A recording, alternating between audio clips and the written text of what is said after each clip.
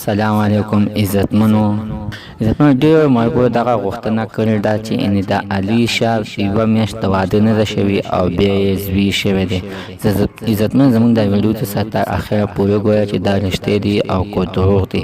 عزتمن د دې ویډیو نه مخکې زه تاسو ته یو ریکورډ غوښتنه خلاصه کوم. تاسو که چېرې زموږ په دې چینل کې نوي وئ حتما د زموږ همدا چینل ته سبسکرایب کړئ، خوا کې ورسره د ټلې نښانې ووهئ. یوه نوې معلوماتي ویډیو تاسو ته په اسانۍ باندې در ورسوي. عزتمنو ډېر مینوالو دغه غوښتنه کړې ده موږ ته دا پوره معلومات راکړه چې د علي شاه رښتینو زوی شوی دی او که دا دروغ دي. عزتمنو زموږ د ویډیو څخه تر اخره پورې وګورئ. عزتمنو موږ د علي شاه مور سره ناست یو چې څه ټیم کې هغې دغه د کنځلو ویډیو کوله، نو موږ ورسره ناست یو او بیا یې موږ ورته ویلې د علي شاه زوی رښتینو شوی دی او موږ ورته بیا هغه ویډیوګانې وغږولې او چې ویې کتلې نو هغې ته ډېره غټه غوسه ورغله او ویې ویلې چې څه ورته په خوله ورته نو هغه یې ویلې تقریبا زه 4-5 منټه ویډیو یې وکړله او موږ ورته د خندا نشنو چې دی دا کنځلې په کوم ځای کې زده کړي دي. هغې موږ ته دا یوه خبره ډېره دروغ وکړه، راته ویې ویلې چې د علي شاه تر اوسه پورې واده نه دی شوی او نه واده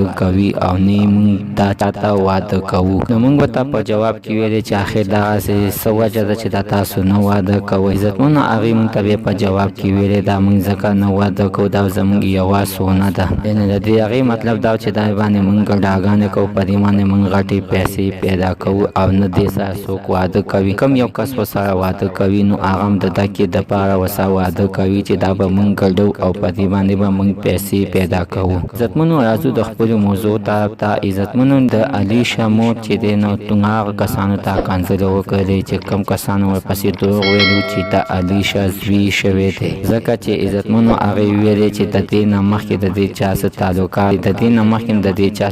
تعلقات نو او نه ورسره چا ورسره پورې څه غلط کار کړی. مونږ چې ښایي یو کار کوو په خپل کور کې کوو او تر اوسه پورې دا به هلته نه ده وتي په کوم ځای کې یې نه دی چا سره غلط کار وکړو. نو دا مکمل دروغ خبره ده. د علي شاه زوی نه دی شوی دی، خو واده یې شوی دی، خو خپل خاوند سره خفه ده او د خپل د تور په کور کې اوس اوسېږي او د دې نه مخکې یو څو ورځې مخکې یعنې دې زهر خوړلي. هغې د دې د وجې خوړلي چې خپل مور سره یعنې جنګ کړی او خپل مور په کور کې نه پرېښودله. عزتمن دا ته د نوي معلومات دپاره زموږ همدا چینل ته سبسکرایب کړئ، خوا کې ورسره د ډالۍ نښان ووهئ چې ښه یوه نوي معلوماتي ویډیو تاسو ته په اسانۍ باندې در ورسېږي.